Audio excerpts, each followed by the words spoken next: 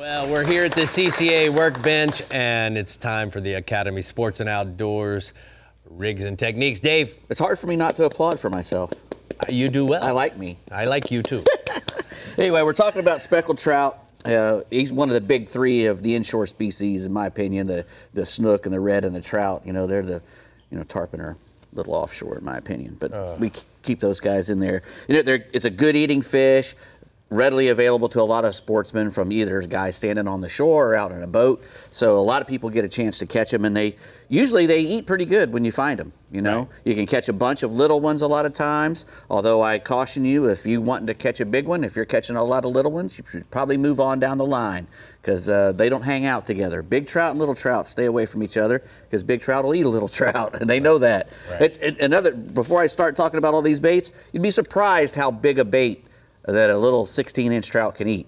He can eat probably an 8-inch mullet. I mean, Yes. he can eat a great big bait. I've seen little tiny trout just gag themselves on huge baits. So, they're not shy about attacking something way bigger than they are. They're an ambush feeder. They like to live on, flats and place where there's some tidal movement, usually with some grass on it. In the wintertime, they move from the flats and go into the deeper waters and try to stay away from the cold, because they don't like the cold that much. Right. So I like to catch them on topwater plugs. We got a bunch of topwater plugs out here. They like noise, right, Dave? They do. The bait that they feed on flickers on the surface. Mullets jump and splash, so they're always attuned to surface disturbances. So whenever we can use any kind of bait on the surface that makes a lot of noise and pops and whizzes and whatever, it's going to attract their attention, and hopefully we'll get a bite out of them.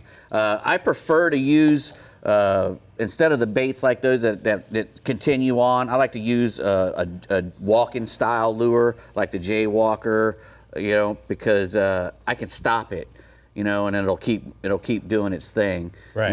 And they like to eat it when it's stopped. Yeah. Pop, pop, pop, stop, and just let it sit there. And as soon as you twitch it again, usually is when they'll bang it, when it makes that next little twitch. Right. So you got to try to not pull it away from them. When you Right. see that splash on the surface, if the plug doesn't go flying way in the air, you just wait until it comes tight, and then you start reeling, and you'll hook a lot more than if you try to set the hook on a topwater bite. You want him to come up and eat it and go down, and you just want to reel tight on him, because it gets very exciting and you want to pull when you see him, Right. but that's the bad thing to do. So a lot of trout are caught under a popping cork, Dave. Correct. And the reason being is a popping cork allows you to keep whatever you're offering, a live shrimp or a jig, right in the perfect spot, because it's floating under the jig. It's between the surface and between the grass that the fish is hiding in, so it's right in that perfect area.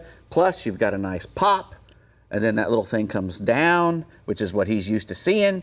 Something pops on the surface and then comes down, and he piles on it. And we've got several different ones We here. got noise-making corks, Yeah. like this Bass Assassin. Right, and you can fish Wrap. with those with any kind of shrimp imitation, or a jig with a paddle tail on it, or some nice fish bites. I like to use fish bites when I'm using a popping cork, because when they're going to come up and just pile onto that fish bites and not let go of it. Yeah.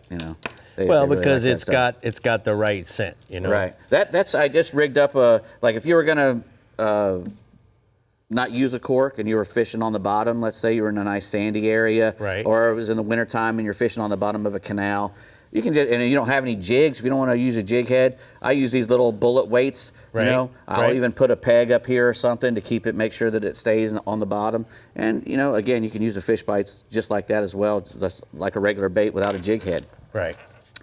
Also, a gold spoon is always going to catch it. The biggest trout I've ever caught was on a gold spoon. It was actually weeded up so bad that it looked like something ginormous on the top of the water, and a huge trout came up and ate the weeds and the spoon.